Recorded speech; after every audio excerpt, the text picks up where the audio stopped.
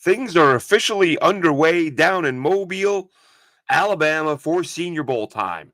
I'm Glenn Naughton with JetNation Radio, JetNation.com. Be sure to log into JetNation.com where you can register and become a part of what is the most active Jets message board on the web.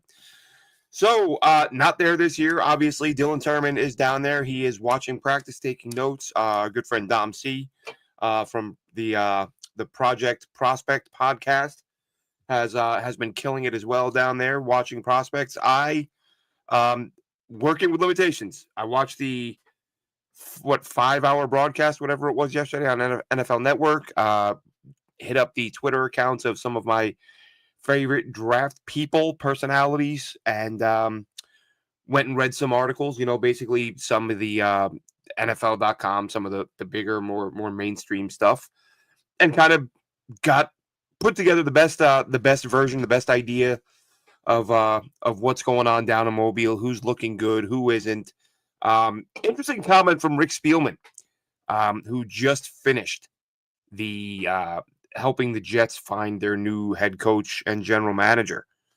The Jets will not be sending either. They'll be staying behind. And Rick Spielman, because listen, quarterback, right? Everyone is going to want to talk about quarterbacks. Reality of the situation, these quarterbacks are not very, at least in my mind, not a very strong group. The exception being Jackson Dart out of Ole Miss. Jalen Milroe, very talented, but what I've seen of him, far too erratic. I think being an Alabama guy is helping his stock. I think if he went to another school, he wouldn't be getting as much talk as like a top 50 second round type guy. Again, immensely talented, but a big project as far as I can see. A lot of turnovers, and that was the case yesterday. I did see one tweet say he missed like 8 passes in a row, and he was kind of erratic and all over the place. But Rick Spielman, this one jumped out at me because there's a bit of a debate going on the message boards at Jet Nation where you should be, as I always say, right? Most active Jets message board on the web.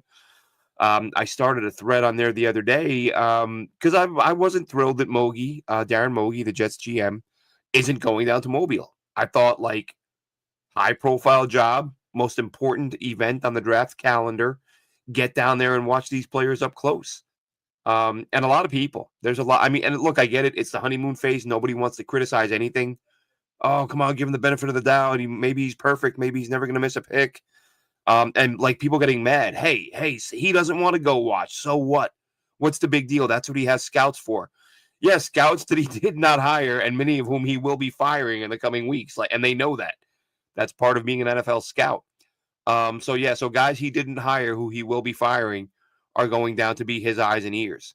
And that's not to say they won't put their best foot forward, but these aren't people he's got a rapport with or anything like that. Again, he didn't bring them on board. And I hope he likes them enough and a bunch of them stay, because I think the Jets drafting hasn't been that bad. I think the coaching has been the issue. We've been over that, but we're not going to go any further into that. But Rick Spielman, what he said, and like I said, that's why it jumped out at me. He said Jackson Dart, the quarterback from Ole Miss, threw the ball a lot better in person than what you saw on film. And he looked good on film. I've said a few times when I've mentioned the possibility of a quarterback outside of round one, Jackson Dart is kind of the go-to name as like that next tier. Like you're going to have the first rounders. Could another guy sneak into the first round? I think actually a few weeks ago, I think I shot out a tweet and said, which quarterback do you think will sneak into round one? And Jackson Dart, in my mind, has been that kind of, maybe he's the guy, maybe not, because Ole Miss, the offense is so up-tempo and so different. Maybe that'll turn some teams off. But an interesting tweet from Charlie Weiss the other day, the former Jets offensive coordinator who worked under Bill Parcells, former Notre Dame head coach. And his son coaches at Ole Miss. So maybe some bias there, of course. But he said, I've watched every single snap that Jackson Dart has taken, and he is a first-round pick. And he said it's going to be easy to say it after the Senior Bowl, but I'm going to say it before the Senior Bowl. So Jackson Dart, a guy that I was wondering, could he be a top 50 guy? Could he be, that sort of mid-late second rounder? Charlie Weiss says round one. And Rick Spielman, again, that was the interesting piece, having just gone through the several days of bickering back and forth on the message boards about should the GM be at Mobile? Should he not be in Mobile?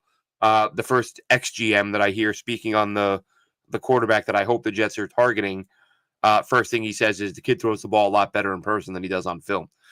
So look, maybe nothing, maybe something. Maybe Moogie's going to hit every single pick, and no one's going to care that he didn't go to the Senior Bowl. But that's I just feel like you're new to the job, 14-year playoff drought. Show some initiative. Get and people are like, oh, he has other things he has to do. He's got to assemble this. He's got to, yeah. And all of those things will be there when he gets back from the Senior Bowl. When he finishes those things, the Senior Bowl won't be there waiting for him. So do the thing that's time sensitive, and then do the thing that you can wait on.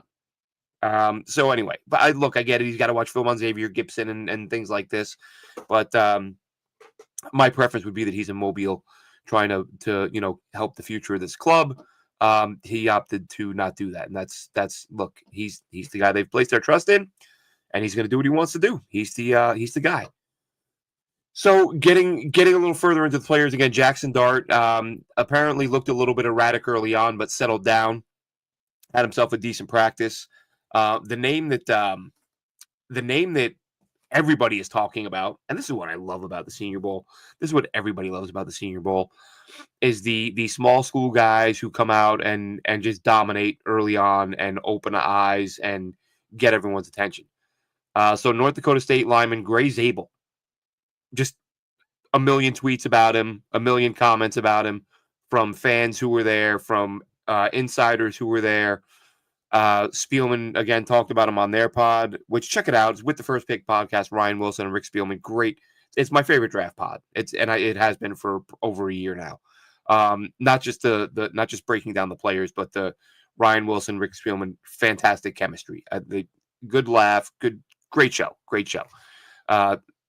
Subscribe, whatever, Spotify and all that stuff. So Gray Zabel, again, the offensive lineman from North Dakota State. They played him all over the line. He played tackle in college. He played on the interior at practice yesterday, and apparently just did a really good job. Real quick in the chat, because I saw this, my info, and I didn't know if it was sort of out of the blue, where it came from. This is, sorry, diverting from the draft talk a little bit, but this is an important story that one of the odds sites, one of the gambling sites, I forget which one. If my info can remember and throw that in there, I'll mention them. But one of the gambling sites has the Jets as the odds-on favorite to make a trade for New Orleans Saints wide receiver Chris Olave. And I was just like, is he on the market? Why are there odds for this? I know the Saints are in cap hell, but I wouldn't think they would be trading guys who are, I mean, I guess he's coming up on his new deal. But that surprised me. Dude, if you can get Chris Olave, you absolutely go get him, especially if you believe Aaron Rodgers might retire and Devontae Adams may follow, not in retirement, but in leaving the team. And you have a chance to get Chris Olave, go get him. So yeah, I did see that rumor in my info. I don't know. I saw it and I just thought, why is this a thing? I know I'd been asleep for a few hours, but I was like, is Chris Olave on the trade block now? Not that you can't trade at the moment, but you guys get what I'm saying. So some other notes on some other players and some thoughts I had. Dylan Gabriel. I'm not going to lie. I don't know what I was missing. I don't know. Way stronger arm than I thought. Way stronger. Some of the throws he was making in Mobile yesterday, I'm just watching and going, I swear I've never seen him make a throw like that in a game. And obviously I must have. I've watched a few of his games, not a ton, but enough that, I don't think you've got an arm like that. You're hiding it for several games at a time. So how much he helped his draft stock. I mean, look, just being able to throw the ball, with velocity isn't going to, you got to be able to do a lot of other things, but that was just so, I thought it was worth noting because I was so far off base. And listen, I have no problem admitting when I'm wrong. I have no problem saying, wow, I didn't think this guy could do X, Y, Z, and he can. And I was wrong. I didn't think Dylan Gabriel could throw the football like that. And he did. And that really, that was impressive to me. Elijah Arroyo, the tight end out of Miami, he was getting a lot of love for his route running. Bigger dude. I think they said he was 251, 252, somewhere in there. And just showed good quickness, ran a really nice corner route, created separation, left some DBs in the dust. So listen, I've said before, I think tight end is one of the deeper positions in this class. So if Arroyo is a guy who, another name you can add to that list, I guess, of tight ends where it's deep. It's come from MLF Football, says my info. The Olave thing. Yeah, I have no idea who that is. So I don't know. Like my first thought was, well, this isn't a credible thing with the Olave story. But if a sports book has him as the number one odds, it was weird. It was weird. But yes, I would pull the trigger if that, or explore that if I was the Jets. Couple of teammates who looked really good. Two pairs of teammates who I thought looked good from what I saw. Again, heard some commentary. Jonas Sanker, the safety out of Virginia Tech, who Dom C mentioned. I've watched him a little bit. I thought when I watched him and looked at the Pro Football Network, they rank the players, and I know their rankings are all over the place. They're not accurate, but still, you expect some degree of accuracy. But I saw Sanker; he's in like the 200-300s, and then I watch him on film, and I'm like, he looks like a better player than that to me. He doesn't look like a guy who's going to be a UDFA. And when you're talking, the 300th ranked player, that's the territory you're getting into. So, and that's just Sanker. I think is a versatile piece. I think he can cover. He's not afraid to get, to come down inside and run support. So the Jets need safeties. They need safeties who can do a lot of things. I think Sanker might be somebody who can. And then of course his teammate Aeneas Peebles, the defensive tackle. The thing that popped out on film to me watching him, probably about a month ago, is his get off. He's almost every play you watch, he's the first guy out of his stance. He's the first guy across the line of scrimmage. And that's what helps him get in the backfield and be a disruptive defender. And that sort of carried through yesterday in Mobile. I think, can't remember who, there were a few people commented on it. I think Dom may have commented on that as well. But a few people were impressed by Peebles. And he's a guy that again, looking at the PFN mocks, if they're anywhere near close, Peebles is a guy that I often select in like round 5. Is he going to boost his stock beyond that down here? Well, down there in Mobile. That's possible. But those are a couple of the guys. Let's see who else we have here. My guy, as I've said many times, my favorite defensive player in this draft coming into this year, Deion Walker, the defensive tackle out of Kentucky. I've been a huge fan of his since watching him as a freshman. I don't know what's going on here with Deion Walker. He did flash. He had some moments where you watch him and go, oh my God, how does a dude at 6'7", 340, whatever, 350 in that range, how does he move like that? It is unbelievable. It's insane. I said last year I thought he could be a first-round pick. And I can't remember if I mentioned it on the show or not recently, but I know I had some conversations, and in fact, one with Dom, because Dom knows how much I love Walker, and I hadn't watched a lot of him this year. I watched so much Deion Walker last year and the year before that coming into this year, I was like, I don't really need to watch much more of him. He's a first-round talent. I'm good. But then, to double check and check yourself, I went back and watched 2 or 3 of his games from this year just a few days ago, and he looked like a different guy, not in a good way. And I'm not ripping him. I love the guy. Like I said, favorite guy coming into the year. Getting stood up way too easily. The pad level, like through the roof. Not every snap, but way too often. And unless I just missed it in previous years, because I was so wowed with the agility, the movement, the spin move, 345, 350-pound guy getting the quarterback with a spin move, lining up on the outside, like doing mind-blowing stuff. So maybe he was getting stood up, and that was a blind spot, and I was missing it because everything else was wowing me. But I watched some of his games the other day, and I messaged Dom, because Dom said to me a few weeks ago, I don't know if he was the same guy this year. And I kind of thought, okay, I'm sure he's fine.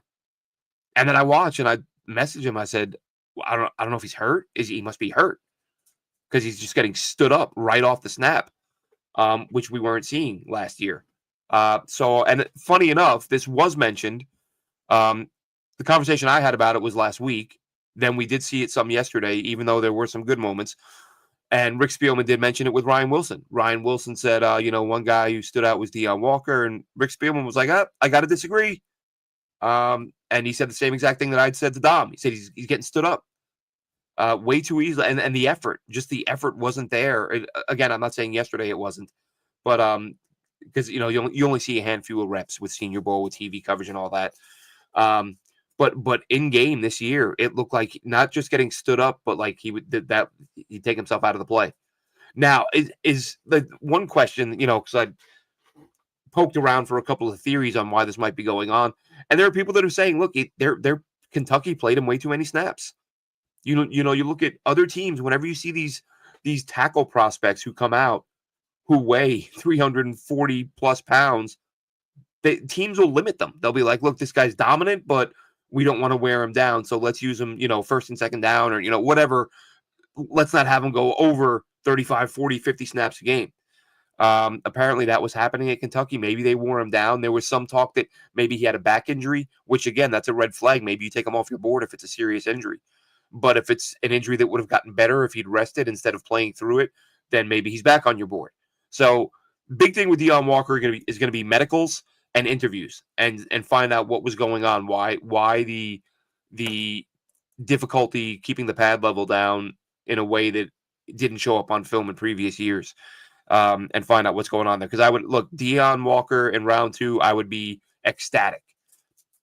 But if medicals and interviews, if the Jets come back saying, you know what, this kid's a risk, we're not doing it, then fine, you live with it. But I was really I guess I can't say I was very surprised with the takes I heard on Walker yesterday, because they were exactly what I was saying a couple weeks ago, is that there are some wow moments, but then there are some what moments, like what's going on here. So again, love the player, hope everything's good with him, and I hope he's a Jet. Line that dude up next to Quinnen Williams all day long. I'd love that. So that's it on him. Dylan Gabriel, we mentioned Sanker. We got Jalen Noel, the wide receiver out of Iowa State. Thought he looked really good. He's a guy who runs really good routes, creates separation, excellent hands. Watched him a fair bit in recent weeks. Maxwell Hairston, the corner out of Kentucky, another Kentucky guy, doesn't get a ton of picks, but when I did watch Kentucky, I didn't see him get a ton of targets, and his coverage was pretty spot on. So with guys not getting separation, he's probably the best corner on that roster. Maybe teams are just avoiding him because not a lot of ball production out of him. But I thought what I saw of him on film I really liked, and I did see a few people tweet out that they thought he had himself a good practice yesterday. The other pair of teammates that I wanted to discuss, Ja Joyner and Ariante Ursary.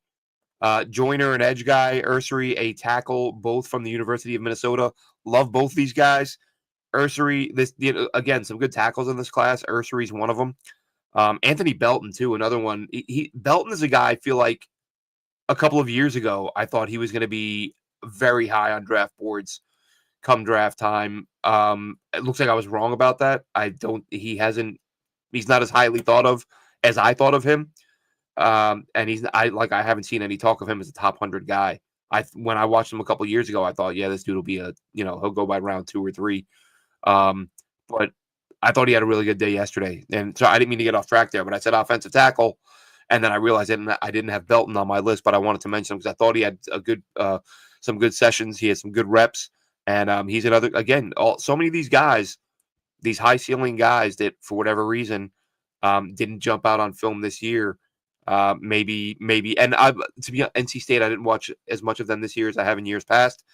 But again, we still got 85 days or so till the draft. So we'll be watching lots between now and then. But good job by Belton yesterday.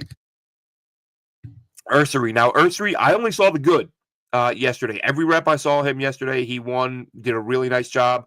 I think he's an absolute brick wall at tackle. I would love the Jets to take him at some point. Would be more than happy to have him as a Jet. But he's another guy that Rick Spielman said got off to a slow start, but once he settled in, he was really good. So I only saw the really good. I didn't see any reps where I thought he got beat badly. And his teammate Ja Taylor, he's a guy that I think is a sort of edge is another position this draft, right? Another under the radar guy.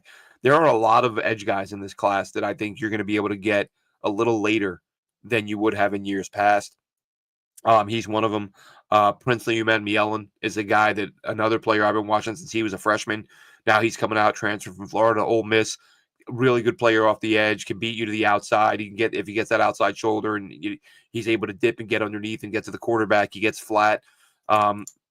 Big time hitter. Really like him a lot. Ja Taylor, again, he's another one. There are some really, really good edge guys in this class, and I think some of them are going to have an opportunity to show out down in Mobile. Xavier Restrepo didn't do as much as I'd hoped, or at least, again, you're not seeing a ton of reps when you're watching live. You're getting a little bit of a bunch of different guys. But Xavier Restrepo, I guess I mentioned him more because I was such a big fan of his coming into the year. Wasn't my number one wide receiver. I should say he wasn't my top receiver. That was T-Mac, Tedro McMillan out of Arizona. But Restrepo was a guy that I'd said, like, here's a player to keep an eye on this season. And he absolutely balled out in Miami with Cam Ward, had himself a great year. Again, I saw him make a couple catches yesterday that looked like he was doing a good job, but I didn't. He's not a name that I saw from a bunch of people. I thought he would have blew up Twitter a little bit with some plays because he's good route runner, really good hands, tough as hell, even though they're not hitting full speed. So the toughness isn't really going to shine as much day one of practice at the Senior Bowl. But Xavier Restrepo is a slot guy. Like, sign me up. Absolutely would take him.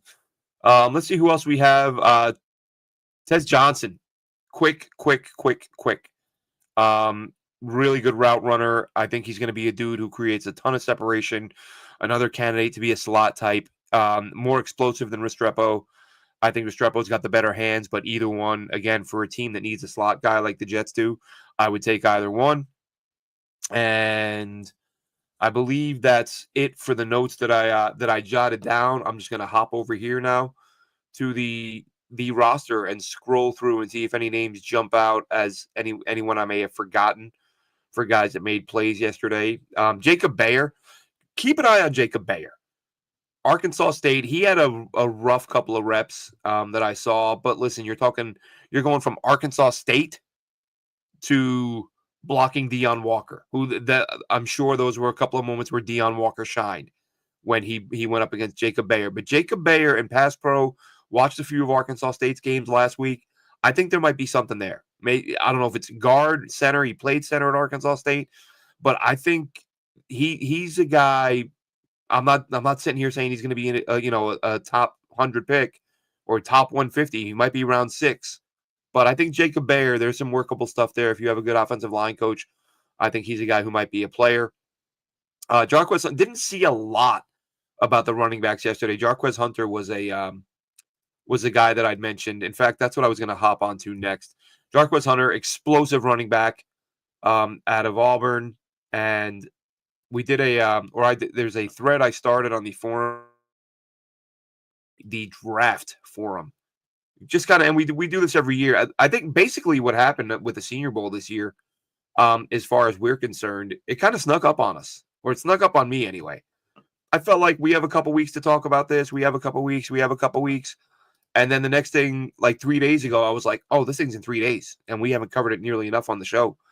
Again, Dylan was getting ready to head down there.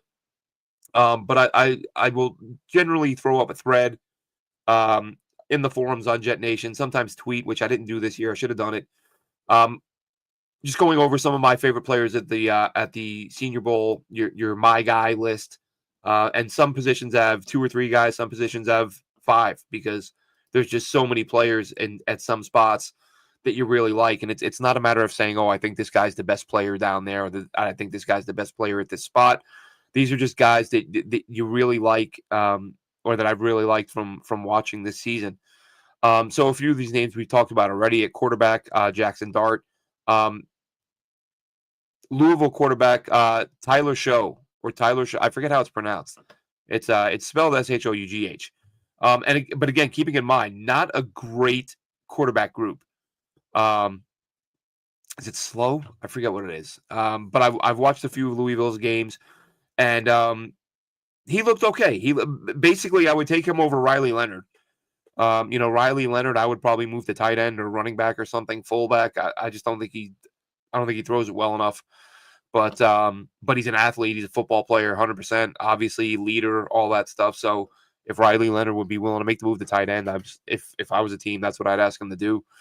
But at running back, Jarquez Hunter, who I just mentioned, RJ Harvey, another good one, Bashard Smith, a guy who can catch the ball, really elusive, put his foot in the ground, make a guy miss, but he's also not afraid to put drop his shoulder and go through a guy's chest. So he's a versatile guy who I did see his name mentioned once or twice yesterday, not a ton. Receiver, couple guys in here.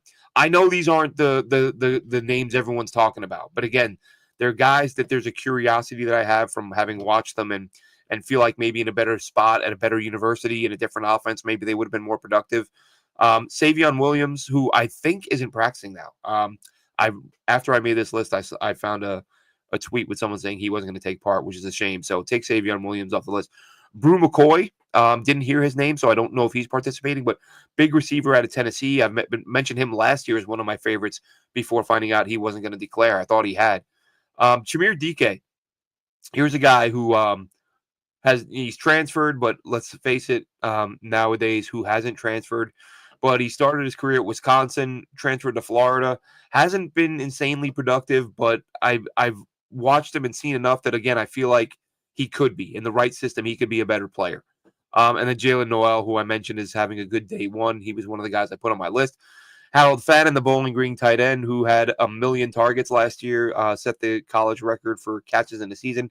Gunnar Helm, and again, tight end, I could have written down every guy on the list. Like, I like almost all of these tight ends. I feel like it's one of the deeper classes, reminiscent of a few years ago when all those tight ends went. And that was the year the Jets got Ruckered, of course. But there were some really good ones in that group. But I've got Fannin, Gunnar Helm, and Maliki Mataveo from UCLA. Feel like he's got really sticky hands, good receiving tight end. Not as good of a blocker as a guy like Gunnar Helm, but there are some good. You got Jake Briningstool out of Clemson. I'm trying to remember the Pitt kid, really big kid out of Pitt. I'm drawing a blank on his name right now. I'll think of it in a second. But these are guys who, I didn't have those last two on my list. I had Fannin, Helm, but again, I could have easily put 5 or 6 guys on there because I like the group. At tackle, I put Ursary, who I've already mentioned, Armin Membau and Marcus Mbau, or Membu and then Mbau, which I didn't realize how similar their names were. But really good players. Marcus Mbau out of Purdue, I've been watching for a couple years now. Really good punch, strong at the point of attack, good in pass pro, physical, aggressive as a run blocker. And Chase Lund out of UConn. So small school guy, but moves really well. Again, tougher. Not a ton of film on him, but from what I was able to find, he was an impressive guy. So I was really glad to see that that they were going to have him down in Mobile. So he's one to keep an eye on. On the interior, I already mentioned Jacob Bayer. Again, one to watch. Miles Frazier, monster. Dom C raved about him yesterday. I loved him. I can't remember when I shot off some tweets a few weeks ago watching Miles Frazier, and it's like that dude, just watching him bury dudes was so much fun. Really good player. Clay Webb, another one to watch, another small school guy. And Garrett Dellinger, another LSU guard, played the opposite spot, opposite Miles Frazier. He was on the left side. Miles was on the right. Miles Frazier, the better player for sure, but I thought Garrett Dellinger, thought he did a really nice job as well. Defensive end edge types. Only threw a few names down here. Could have easily done 6, 7, 8. But Princely Uman-Mielen, who I already mentioned, Kyle Kennard out of South Carolina, really explosive first step. Not want to see how he holds up against the bigger, stronger tackles. One-on-one, I'm not sure. Again, I'll be watching today's broadcast and see if they cover that. But watching Kyle Kennard go against bigger tackles is something I'm looking forward to. Landon Jackson out of Arkansas. Here's a guy, small, thick, powerful guy who holds up. From what I've seen, I think he holds up well against the run, but really the combination of motor, power, and decent speed. He's a guy who can be pretty disruptive in the pass game. Deion Walker, of course, I mentioned. These are the DTs I put down. Ty Robinson out of Nebraska, a really good run stuffer, the type of guy the Jets could use in the middle. Walter Nolan, he was on the short list of guys that I hoped if the Jets didn't go DT in round 1, if they wanted to go DT in round 2, this whole time I've kind of been like, well, hopefully Deion Walker, Walter Nolan, Charles Grant, like hopefully these guys will be on the board. Walter Nolan looked like a first rounder yesterday. He looked phenomenal. Aeneas Peebles, I mentioned at the top, he was one of my guys to watch. Colin Oliver, saw nothing from him yesterday. In fact, I meant to do a search and see if anybody had picked him out as making any plays. I only saw a couple reps. They didn't look all that great, but I still like Colin Oliver, Oklahoma State kid, who again, he's one of those guys that just consistently over the past 2-3 years that I've been watching him, consistently making plays, consistently disrupting the quarterback, and that type of stuff doesn't it's hard to find guys who can do that. So he's going to be one to watch during the game. Carson Schweisinger, really, really athletic, sideline to sideline guy who can cover out of UCLA, and then Jalen McLeod, another tough linebacker out of Auburn. So those were the guys. Those are the linebackers, DTs on my list. At safety, guy who I think had a big day yesterday from what I saw, Billy Bowman. He's a guy who had a really big year in college a couple years ago, dropped off a little bit this past season, but just a playmaker, had 6 picks 2 years ago. The Jets need a guy back there who can, read the quarterback, break on the ball, and make plays. They just don't have enough of that. Xavier Watts, the Notre Dame kid, I think most people are familiar with. And then, of course, Jonas Sanker, who I mentioned earlier, out of Virginia Tech, versatile safety, moves well, good enough speed, and again, physical enough to help in the run game. So a guy who sort of interchangeable at those safety spots. At corner, Noel Williams, I think, is one of the top corners in this class. Where he goes, again, when you're a corner premium position, I think he could be a top 100 guy. And Jacob Parrish, who I didn't watch a ton of this year, but I remembered really liking him last year. So those are just some names. There are others. Look, there are a million guys out there when you're watching the Senior Bowl who are going to pop for one reason or another. Real quick in the chat, Rich says, Glenn, any news on the offensive coordinator? Status quo. Nothing's really changed in the last couple of days. Just rumors. There was the kid from the Rams who I don't think he's not coming to the Jets. I forget his name. I just didn't think he was. Well, I think you're gonna have a hard time convincing someone to come from the Rams. Where LaFleur, after getting fired by the Jets and railroaded here, went there. I think you're gonna have a tough time finding someone who worked with LaFleur to come to the Jets. And the Jets were reportedly interested, but no interviews were done.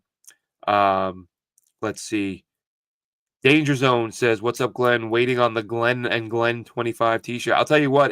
I said this a few weeks ago, and it's still happening. People referring to Aaron Glenn in the comments and in the forums at JetNation.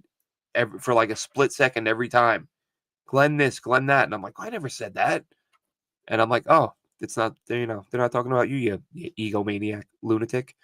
So yeah, it's just, I'm not used to people using my name to refer to say anything other than, like Glenn's a dumbass or whatever.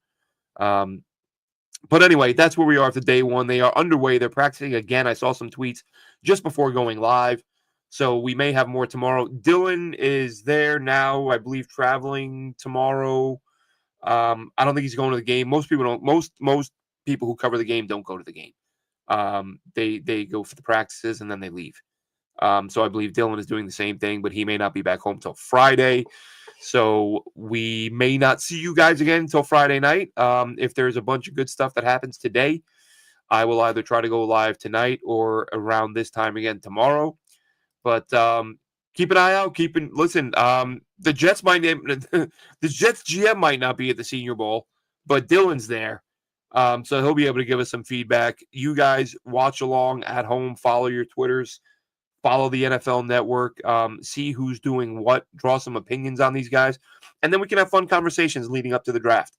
Not that we wouldn't anyway, but you guys get what I'm saying. So that'll wrap this one up. No, Jets still don't have an OC or a DC. Some names being floated, but some are getting floated and then they just kind of disappear.